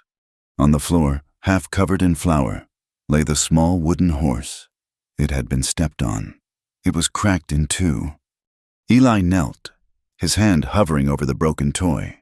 A sound came from his throat, a low, animal growl. He had done this. His leaving had done this. He ran back outside. The snow was a chaos of tracks. He saw the tracks of the man he had wounded, the bloodstains already freezing, a dark, terrible punctuation. But there were other tracks, a third set, and Clara's, the small prints of her boots. They were deep, as if she had been dragged. Then they were walking, stumbling, keeping pace. They led away from the store, toward the high, broken country to the north, toward the canyon ridge. He did not hesitate. He remounted Boulder and spurred him into the deep snow, following the trail. The wind, as if on cue, was beginning to rise again, a low moan that promised another night of misery. He could feel the air pressure dropping. A new storm was coming. He followed the tracks for a mile, his eyes on the blood. The trail went up, climbing the rocky ridge. He found the wounded man first. He was lying face down in a drift, 100 yards from the canyon's mouth. He had been shot in the back of the head. Eli dismounted, his rifle ready. He was close. He moved on foot, silent as a shadow, keeping to the rocks. The wind whined, covering the sound of his boots. He reached the mouth of the small box canyon. He peered around a high boulder. He saw her. She was on her knees in the snow. Her dress was torn at the shoulder. Her face was streaked with dirt and tears. But she was not crying. Her face was a mask of cold, terrible fury. In her hands, she held a revolver. It was shaking, but she held it steady with both hands. And she was pointing it at the throat of a man. He was a nightmare. He was gaunt, his face eaten by frostbite, his beard a matted, icy tangle. He wore rags, the remains of a fine coat. He was on his back, looking up at her, a strange, wild smile on his cracked lips. Eli raised his rifle. He centered the sight on the man's chest. "Clara!" he called out, his voice sharp, but calm. "Step away from him." Clara flinched, but she did not turn. Her eyes were locked on the man. The man on the ground, he laughed, a dry, rasping sound like stones in a tin can. "Clara, my love," the man rasped, his voice a horrifying parody of tenderness. I told you I would come back. I told you." "You!" Clara's voice was a scream, torn from her throat. You left me with them. They came for me. You lied." "I had to, Clara, I had to," the man cried, his eyes wild. "I faked my death in the river. I had to let them think I was gone. Your partners," he spat, looking past her, his mad eyes finding Eli in the rocks. "The new one." Eli stepped out, his rifle still leveled. He knew the voice. He knew the face. Under the ruin, he had seen the wedding portrait in a frame on her counter. "Thomas," Eli said. The name felt like ash in his mouth. Thomas Wynn's eyes snapped to him. "Ah, the tracker, the one who killed Cole." He nodded at the dead man down the slope. "Thank you for that. He was weak." "Thomas!" Clara sobbed, the pistol shaking. He was here. He broke the door. He tried to, and you shot him." "Of course I shot him," Thomas yelled, trying to sit up. Clara shoved the pistol harder against his throat, and he fell back, laughing his terrible, dry laugh. "He was trying to take what was mine. He was trying to take you. I came back for you, Clara, and for the box. I came back to get you." The truth crashed down on Eli Mercer. It was not a clean, sharp bullet. It was a landslide. The man she had loved, the man who had protected her, the man who had murdered his friend, the man who had robbed the stagecoach, the man who had lied to her, abandoned her, and returned only to kill his own partner. He was all of it. He was a victim, and he was a killer. Clara stared down at her husband, this monster who had been her world, the strength that had held her up, the pure, cold rage, suddenly fractured. The pistol slipped from her fingers, falling into the snow. Her body folded. She fell forward, her hands hitting the snow, and she wept. Great, racking, broken sobs that echoed off the canyon walls. "You lied," she whispered into the snow. You lied to me." Eli stood there. He was 10 feet away. His rifle was heavy. He looked at the pathetic, half-mad creature on the ground. He looked at the sobbing woman. He could end it. One bullet, for Amos, for Silas, for her, vengeance. But he looked at Clara. He saw her, kneeling between the two men who had ruined her life. The dead bandit, the living ghost. He slowly, his movements stiff, lowered the barrel of his rifle. Mercy. The word had no meaning. There was no mercy here. There was just the cold, and the snow, and the wind rising all around them. The wind had died, but the silence it left in the canyon was heavy, brittle. Clara's sobs were a terrible, tearing sound, the only sound in the frozen world.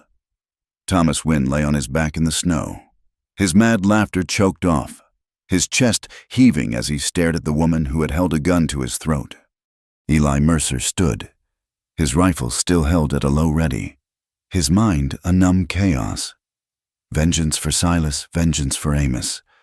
It was right there, a twitch of his finger. But the woman kneeling in the snow, her body broken by sobs, held him fast. He could not execute a man, even this man, in front of her, not after she had dropped her own weapon. "Clara," he said, his voice flat, trying to cut through her grief. "Get up!" She did not seem to hear him. "Clara!"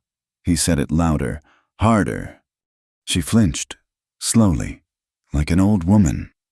She pushed herself up from her knees. She did not look at her husband. She looked at Eli, her eyes hollowed out, dark pits of shock and betrayal. Eli jerked his head toward Thomas. "Can he walk?" Thomas Wynne let out a wet, gurgling cough. "Help me!" he wheezed, the madness in his eyes fading, replaced by a raw, animal pain. "So cold!" His rags were thin. The frostbite on his face was not just a sore. It was a deep, necrotic wound. The man was dying. He had been dying long before he had staggered into this canyon. Eli slung his rifle. He walked to Thomas and hauled him to his feet. The man was light, a skeleton. He screamed as his frozen joints took his weight, then collapsed against Eli. "You will walk," Eli growled, pulling the man's arm over his shoulder. He looked at Clara. She was frozen, staring at the ruins of the man she had loved. "Clara, we are going back to the store." "No," she whispered. "I cannot, not with him." "He will die out here," Eli said. He was not saying it with pity. It was a statement of fact. "And we will, too, if that wind picks up. Now, move." The journey back was a waking nightmare. It was less than a mile, but it took an hour. Thomas could not walk. He stumbled. He fell. He dragged his feet. Eli all but carried him, his muscles straining, his teeth gritted. The man was a dead weight, moaning with every step. Clara followed behind them, a ghost in their tracks, her face white and blank, her hands clutched at her waist. She never once looked at her husband. Eli half dragged, half threw Thomas through the broken door of the trading post. The place was a ruin. Flour and sugar made a sweet, dusty paste on the floor. The wind was already whistling through the gaps in the splintered door. Thomas fell to the floor near the stove, his body curling into a tight, shivering knot. He was chattering, his teeth clacking a fast, desperate rhythm. Eli did not look at him. He looked at the room. He felt a cold, hard anger. This man, this one man, was the center of all this destruction. He had destroyed the store. He had destroyed Clara. He had destroyed Eli's past, killing his friends and his present by pulling him into this. He grabbed the broken door and forced it back into its frame, wedging it shut with the overturned counter. It would not hold, but it would slow the wind.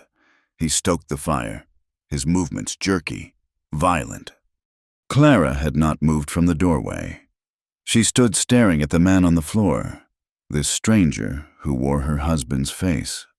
His condition was worsening by the minute. The brief rush of adrenaline from the confrontation in the canyon was gone. The fever was setting in. As the warmth of the stove touched him, the frostbite began to throb. He groaned, a high, thin sound. "Clara," Eli said, his voice hard. "He needs water and blankets." She flinched, as if struck. He is a killer." "He is dying." Eli said, "Go on." She moved, her body stiff, robotic. She found a quilt that had been tossed in a corner, miraculously clean. She draped it over him, her hands pulling back as if from a hot coal. She fetched water. Thomas tried to drink, but his hands were shaking so badly he could not hold the cup. He spilled it, the water hissing on the hot iron of the stove. Night fell. The world outside went from silver to a deep, cold purple, and then to black. A new snow began to fall. Not a blizzard. This was a soft, quiet, mournful snow. Flakes drifting down, fat and slow, as if the sky were weeping. Inside the wrecked store, the only light was the red glow from the stove's grate and a single kerosene lamp. Thomas's breathing grew loud, a wet, rattling sound that filled the silence. The fever had him. He was delirious. He began to talk. "The river," he mumbled, his eyes wide, unseeing. "So cold. But I told them I drowned. Had to. Clara, you see?" Clara was huddled on her cot, as far from him as she could get, her hands over her ears. But his voice was strong, penetrating. "He put his hands on you," Thomas hissed, his body arching in a spasm of memory. "Baudry, that animal. I saw his hands on your dress." He smiled, a terrible, fever-bright grin. He went for his gun. He was not slow, but I was faster. "For you, Clara, I shot him for you." Clara let out a small, choked sob. "I ran," he whispered, his voice conspiratorial. "To spare you. They would have put you on a stand, asked you questions. About him, about me. They would have said you lured him. I could not let them. I ran, so you would be clean. You see, I did it for you." Eli stood by the broken window, his back to the room. He was cleaning his rifle, an endless, repetitive motion. Swab, oil, wipe, swab, oil, wipe. Each word Thomas spoke was a fresh twist of the knife. He was hearing the truth, the same truth Clara had told him, but it was corrupted, poisoned by the madness and selfishness of the man speaking it. "But the money!" Thomas moaned, his body trembling. "The money ran out.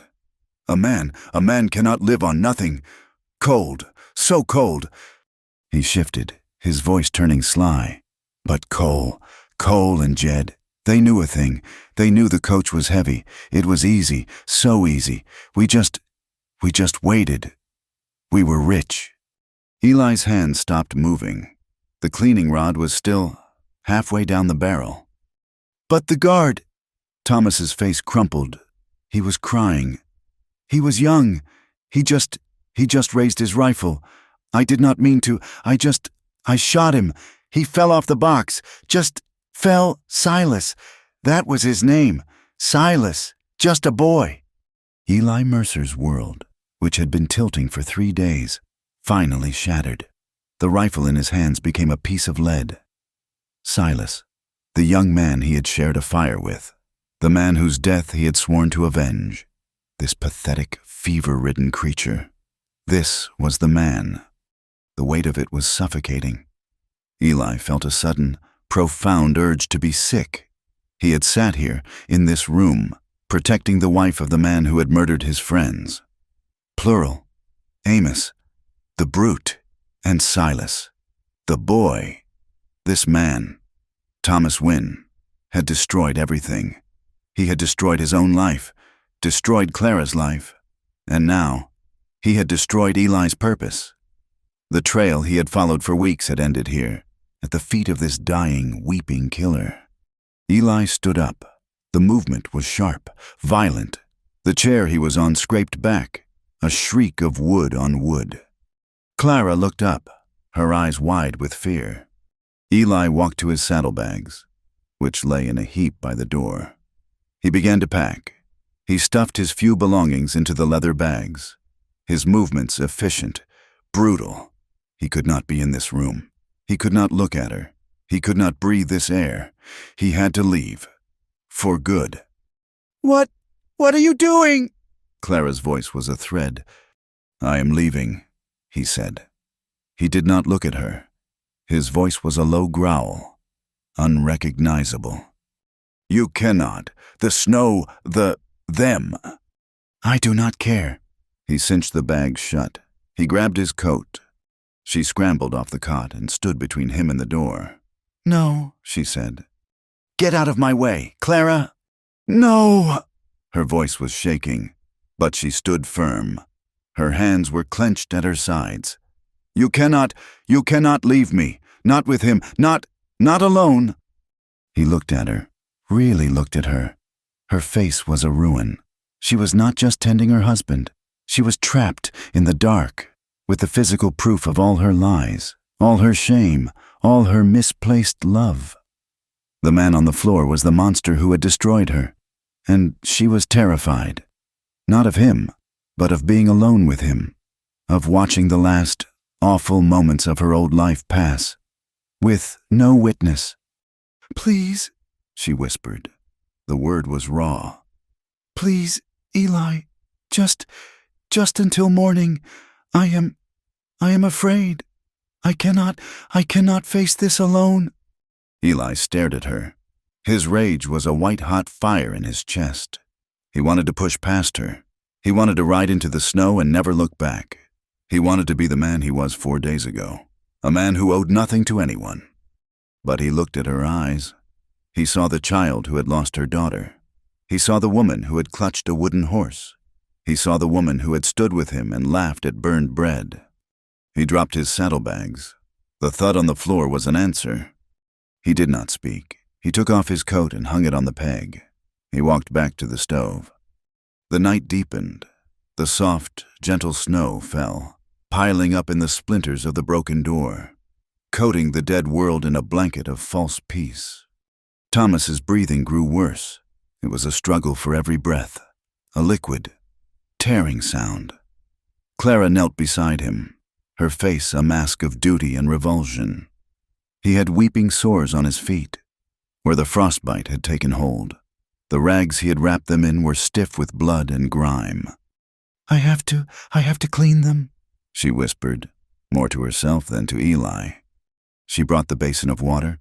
She found a clean cloth, but when she unwrapped the rags, and the smell hit her, she gagged, her whole body recoiling. Her hands shook so badly she dropped the cloth. She sat back on her heels, her face pale, unable to touch him. Eli watched her for a moment. He saw her fail. He saw the last of her strength give out. Wordlessly, he knelt beside her. He took the cloth from the floor, dipped it in the hot water, and wrung it out. He pushed her hands gently aside and took the ruined, blackened foot in his large, calloused hand. He began to wash away the blood. Clara watched him, her breath catching in her throat. He worked with a strange tenderness, his movements careful, impersonal, but not unkind. He was just doing the work that needed to be done. He cleaned the wounds. He found a jar of salve on the shelf and applied it. She took a roll of clean bandaging. He held the foot, and she wrapped it. They worked together, in the small, flickering circle of lamplight. They did not speak. The only sounds were the rattle of Thomas's breathing, the soft hushing of the falling snow, and the quiet splash of water in the basin.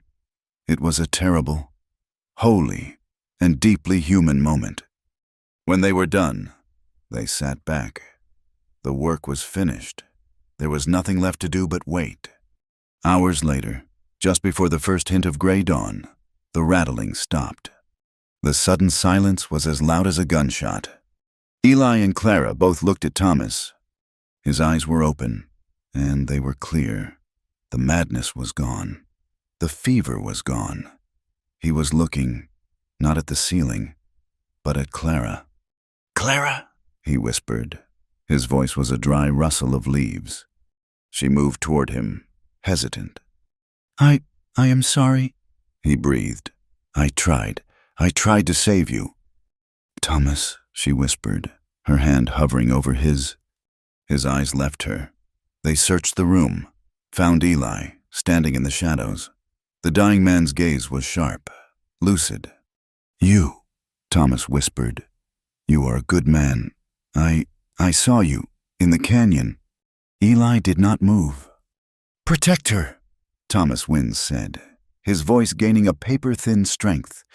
She is innocent. Of all of it. The letters. In my coat. The letters. From Beaudry. He was confusing the letters he had taken with the ones Clara had hidden. His mind was blurring. Take them. Clear my name. Not for me. For her. So she can be free. His eyes found Eli's. He held his gaze, a plea from a man who had no right to ask for anything. Please. He turned his head back to Clara. He tried to lift his hand, but he could not. Clara. He breathed her name, a long, slow sigh. And he was still. The silence that fell was absolute. He was gone. Clara stared at his face, at the peace that had finally settled on his tormented features. She did not cry.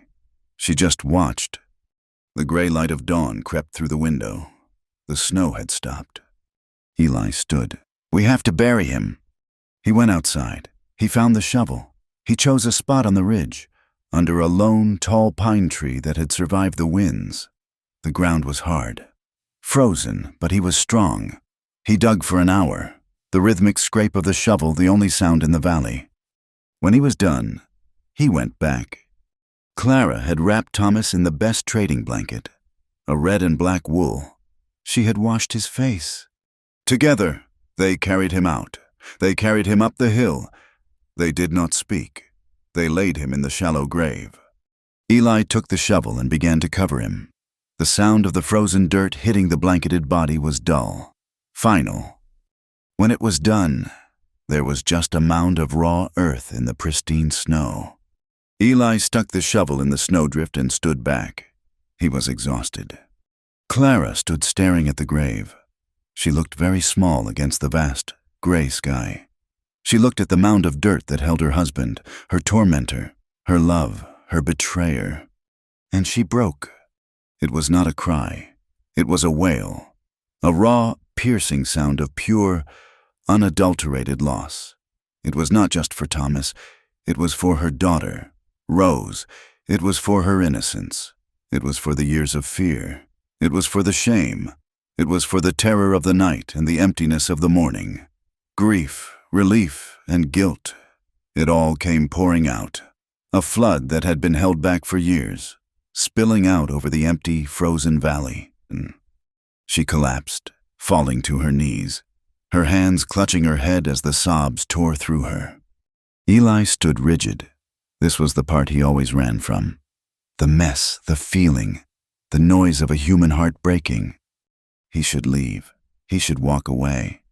But he looked at her, a small, dark shape, shuddering, alone in a world of white. He saw her, not as the wife of his enemy, but as the woman who had washed bandages with him in the dark. He walked to her. He knelt in the snow, and he put his arms around her. He did not pat her. He did not say a word. He just held on. He was an anchor. He was just there. She turned, her body collapsing against his, and she buried her face in the rough wool of his coat, her sobs muffled against his chest. He held her. He held her as she shivered, as she cried, as she finally let it all go. They were two small, broken things, shivering under a vast gray sky, bound together by the grave at their feet. The sorrow was a shared blanket, and in that cold, gray dawn, it became something else, a fragile, terrible, undeniable bond, a sense of belonging, born not of love, but of survival. The world after the burial was vast, white, and silent. They returned to the wrecked store. the air thick with the ghosts of the past 4 days. The floor was a ruin of flour, glass, and spilled goods. The broken door let in the cold. For 2 days, they did not speak of the future. They worked. It was the only language they had left. Eli, his face a mask of grim determination, mended the door, this time with a grim permanence. Salvaging wood from the collapsed stable, he was not repairing it to stay. He was repairing it to survive. He found the stagecoach strongbox under a pile of ruined saddles in the stable. It was empty. The lock had been shot off. Thomas and his partners had already divided the spoils, and likely, it was the argument over that division that had led to the final, bloody confrontation. The box was just a piece of iron, another useless relic. Eli dragged it into the snow and left it. Clara moved like a woman in a dream. She swept the floors, her movements slow, mechanical. She cleaned the flour and molasses, her hands raw. She salvaged what food was left, some coffee, a little salt, a half bag of beans. She found the small, broken wooden horse. She held the 2 pieces in her hand, her face still, her eyes empty. She did not cry. It seemed the tears were gone, burned out of her by the wail she had left at the grave. She placed the 2 pieces in her apron pocket. On the 3rd day, Eli packed his saddlebags. He had cleaned his rifle, oiled his revolver. He packed the remaining food. Clara watched him from the counter. "You are leaving," she said. It was the same flat statement she had made before. He stopped. He looked at her. She was a ghost in a gray dress, her honey-colored hair pulled back, her face so pale it seemed carved from the snow outside. He remembered her plea in the dark. "I cannot face this alone." He thought of his promise. "I will take you to Helena." He thought of the man he had just buried. Protect her. Clear my name. For her. He had run once. He could not run again. "We are leaving," he said. Her head snapped up, a spark of life in her dead eyes. "We," she repeated, her voice a whisper. "I am taking you to Helena. I am taking the letters. I gave my word." He did not say he was doing it for Thomas. He was not. He was not even sure he was doing it for her. He was doing it for himself.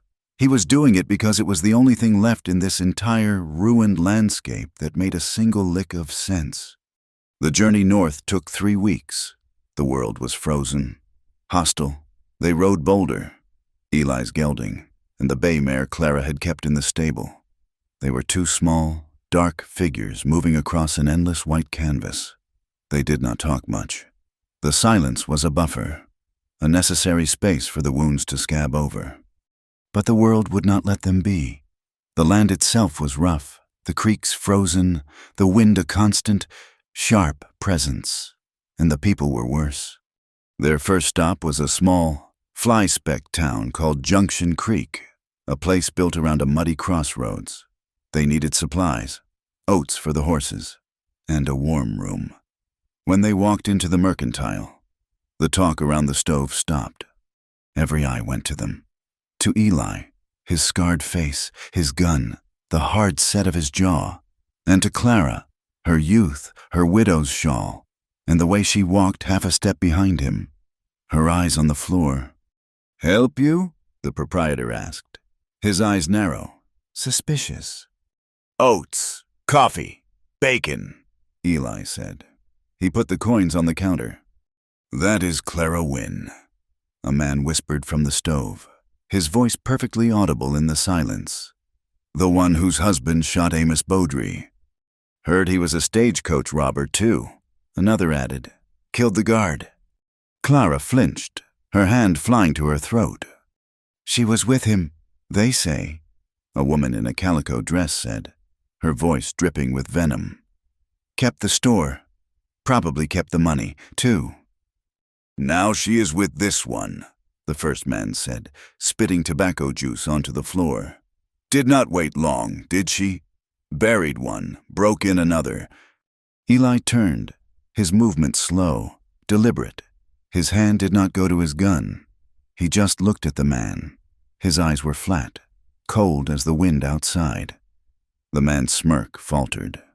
He looked down at the stove, suddenly fascinated by his own boots. Eli gathered the supplies. He did not say a word. He took Clara's elbow, a firm, solid pressure, and guided her out of the store. The hotel was no better. The clerk, a thin man with watery eyes, looked from Eli to Clara. "Man and wife?" he asked, his pen hovering over the ledger. "No," Eli said. The clerk's eyes lit with a greasy, knowing look. "Ah, well, we only got the one room left, the suite, or," he added, "the lady can sleep in the common room with the other travelers, the men." Eli's hand on the counter was so tight his knuckles were white. He looked at Clara. She was trembling, her face pale with a deep, burning shame. She was branded. She was no longer a person. She was a story, a piece of gossip, the guilty man's wife.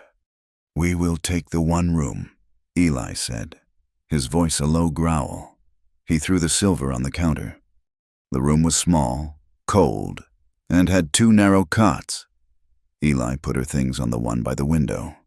He took the one by the door. He slept with his revolver on the floor by his hand. He did not sleep to protect her from the men in the hall.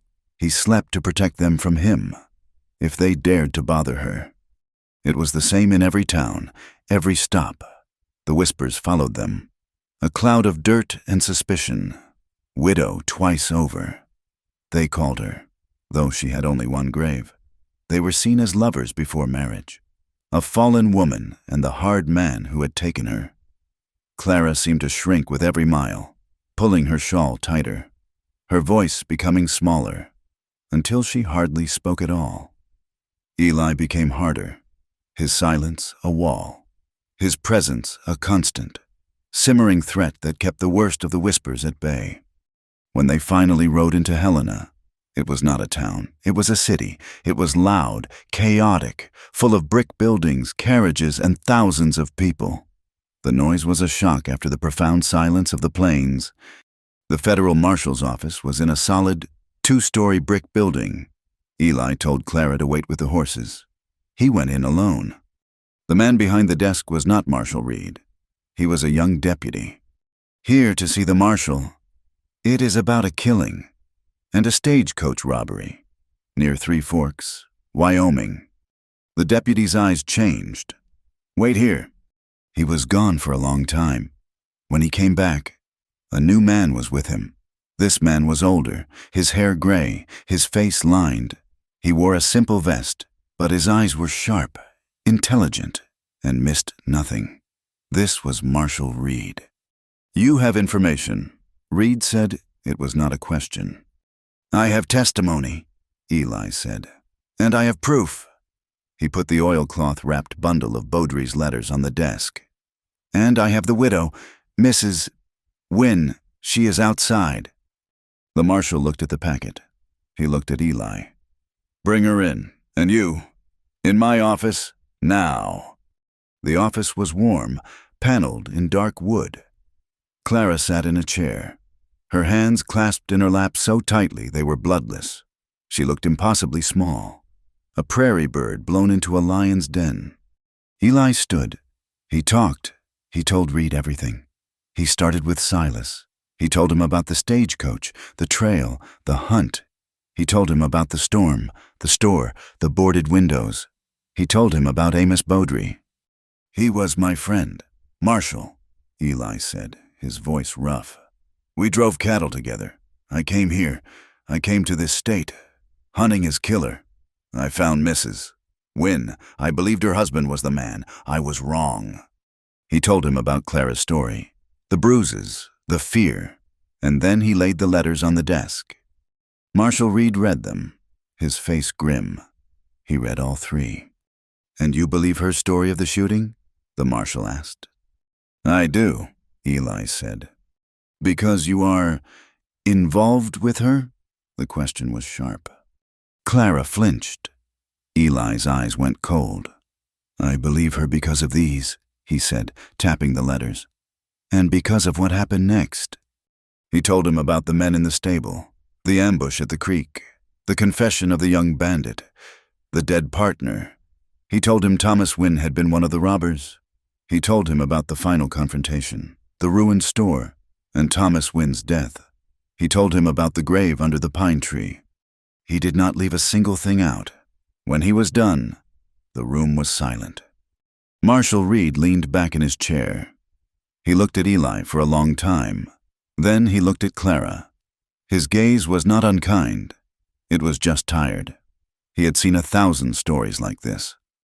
"Mrs. Wynne," he said, his voice surprisingly gentle. "Your husband. He was a complicated man, a killer, a thief, and a victim. Same as Beaudry. Same as you." He steepled his fingers. "This testimony, from you, Mr. Mercer, and these letters, they prove provocation. They prove Beaudry was a threat. They prove the shooting was not a cold-blooded murder. The charge of robbery, of course, that stands. The killing of the guard, that stands. But for the matter of Amos Beaudry, I can officially close the case." He took a piece of paper and began to write. He signed it. He stamped it. "This is a copy of my report to the Territorial Court, posthumously. Your husband, Thomas Wynne, is cleared of the murder of Amos Beaudry. The case is closed as self-defense." Clara took the paper. She stared at it. The words swam. "Cleared." "But, ma'am," the marshal said, his voice losing its softness, turning practical, "I need you to understand something. This," he tapped his copy of the report. "This is a piece of paper. It is for a file in a box in Cheyenne. It is not for the folks back in your town. The Whispers. They will not care about this paper. You will always be the wife of the man who shot Amos Beaudry. You will be the wife of the man who robbed the stagecoach. You will be the woman 2 men died over. This paper does not make people forget." Clara's hand, the one holding the report, began to tremble. "My advice to you both," the marshal said, standing up. His signal that the meeting was over. "Leave it. Leave all of it. Go south. Go west. Go somewhere the names Wynne and Beaudry do not mean anything. Start again." They rented a small cabin on the edge of town, by the river. It was meant for miners. A 1-room shack with a stove and a cot. Eli bought supplies, a blanket, and food. The sun went down. The cold of the Montana night settled in. Eli built a fire in the stove, the small room filled with warmth. Clara sat on the edge of the cot. She had not spoken since they left the marshal's office. She was still holding the folded piece of paper. She stared at it. "He is right," she whispered.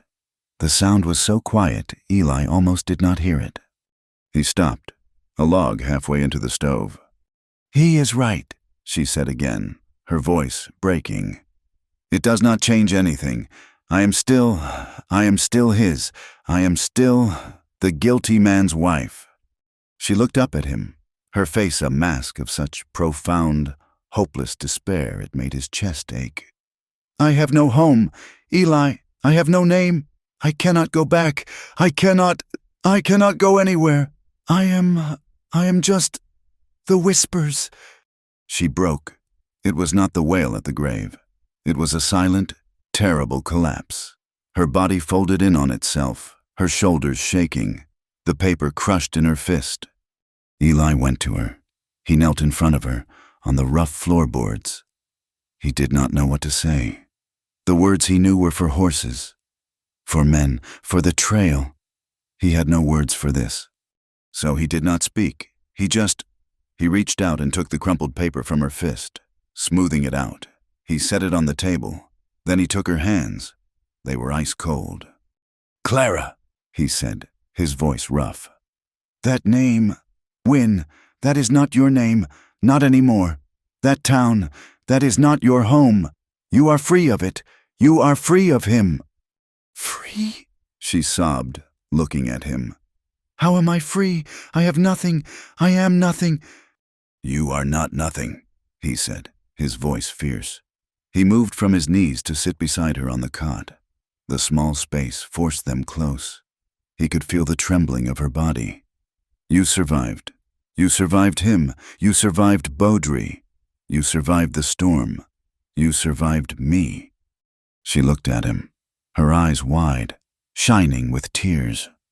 This was not lust. He did not know the word. This was survival. This was forgiveness. This was the culmination of every shared moment. Washing her husband's wounds in the dark, eating burned bread in the storm, standing over a new grave in the snow. He had held her when she broke. Now, he was the only one who could put the pieces back together. He raised his hand, his rough, scarred fingers brushing the tears from her cheek. His touch was hesitant, strange, but it was warm. She did not pull away. She leaned into it, a small, desperate movement, like a half-frozen bird seeking any warmth. He looked at her mouth, and he looked at her eyes, and he saw not a widow, not a brand, but the woman who had hummed a hymn in the dark. He lowered his head and kissed her. It was not a kiss of passion. It was a kiss of profound, desperate, and quiet need. It was a promise. It was an apology. It was the sealing of a bond that had been forged in ice and fire and blood. She kissed him back, her hands coming up to clutch his shirt, as if he were the only solid thing in a world that was washing away. They gave in to what had been simmering between them for weeks. A love born not of courtship, but of shared wounds. A tenderness that had grown in the most hostile ground on earth. It was a quiet, desperate, and necessary thing, as simple and as vital as the fire in the stove. It was two broken souls huddling together for warmth, finding in each other the one thing they had both lost, a home. The morning light filled the small cabin. It was clear, cold, and new. Eli woke first. He was on the floor, on his bedroll. She was on the cot, asleep, her face peaceful for the first time since he had met her. The events of the night were real, but they felt quiet and right. He started a fire. The smell of coffee soon filled the room. She woke, her eyes fluttering open. She saw him. She did not look away. She did not blush. She just watched him, a small, tentative smile on her face. He brought her a cup of coffee. She sat up, the blanket clutched around her. "Eli," she said, her voice soft. He waited. There is one more thing, a last secret." His body tensed. He thought the secrets were done. He thought the graves were full. "When I was in the store, during the storm, I thought it was just the cold, the fear. I was not sure. But the journey, the weeks. Now, I am sure." He stared at her, not understanding. "Sure of what?" "I am with child." The words hit the air and hung there. The silence was absolute, broken only by the crackle of the fire. Eli went still. His mind, the tracker's mind, began to work. The timeline, the weeks. "Thomas," he said, his voice was flat. She looked down into her coffee cup. A tear dropped, hissing on the tin. "I do not know." She looked up, her eyes pleading, honest and terrified. It could be. From just before he ran. It was the last time. Or..." She did not have to say it. Her eyes met his. "Or it could be yours." She was offering him the ultimate escape. A child that might be his, or might be the son of the man who had murdered his friends. It was the last, most terrible complication. He could stand, he could pick up his saddlebags, he could walk out that door, and no one in the world would blame him. He looked at her. He saw the terror in her eyes, the shame. She was expecting him to run. He thought of the long, empty trail north. He thought of the cold, lonely fires. He thought of the men he had hunted, and the men he had killed. He thought of the grave under the pine tree. He thought of the broken wooden horse in his pocket, which he had retrieved from the floor of the store. He sat on the cot beside her. He took her hand, the one that was not holding the cup. He held it, his large, rough hand covering hers completely. "It does not matter," he said, his voice low, certain. She stared at him, her lips parted, not daring to believe. "It is a child," he said, "a life, not a ghost." He looked her in the eye. "We will start again. We will go west, over the mountains, where the names do not matter, where the paper does not matter. We will just be." The final scene is not a scene of ending, but of beginning. It is a year later. The mountains are the bitter roots, sharp and blue against a clear sky. A small, rough-hewn cabin, built from fresh-cut pine, sits in a meadow beside a fast-moving river. The wood is still yellow, not yet grayed by time. Clara is inside. She is hanging something above the stone mantel. It is not a gun. It is not a cross. It is the small, oilcloth-wrapped packet of letters, Beaudry's letters. The paper from Marshall Reed is folded with it. She hangs it, not with anger, not with sadness, but with a quiet, private ceremony. It is a memorial, a testament to the truth, a marker for the price they paid. It is not a wound. It is a scar, and it is healed. Outside, the wind moves through the tall pines, the sound a clean, high whisper. Snow is beginning to fall, the first of the new winter. Inside, Eli sits by the fire. He is carving. He is finishing a small, new wooden horse, this one more detailed, its edges smooth. Clara comes and sits beside him, her body full, her hand resting on the swell of her belly. She leans her head on his shoulder. He hands her the horse. She takes it and smiles. The fire burns bright. The past is buried, deep in the snow, deep in the earth, leagues away. But it is not forgotten. It is the foundation, hard and cold, on which they have built their house. Thank you for listening to our story. We would love to connect with you, so please comment with where you are listening from, subscribe to the Wild West Campfire channel, and share your thoughts with us in English.